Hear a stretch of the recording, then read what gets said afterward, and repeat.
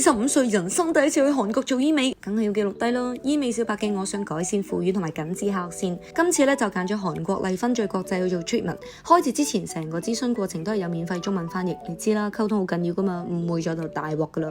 諮詢完啦，今次咧就係做呢個韓版超聲刀宇宙版，幫我緊緻提拉下頜線，再用埋 InMode 去消腐乳嘅，放低原行妝，清潔好塊面，敷埋麻藥就準備等開始啦。院長首先係會用 InMode 幫我消腐乳，成個 treatment 最吸引嘅就係一次性嘅療程，可以同時實現消脂、緊緻同埋提拉嘅3個大效果。原理先通過 HVP 去令我嘅脂肪細胞自然代謝咁樣走咗佢啦，然後再用 RF 嘅技術刺激膠原蛋白再生，達至提拉嘅效果。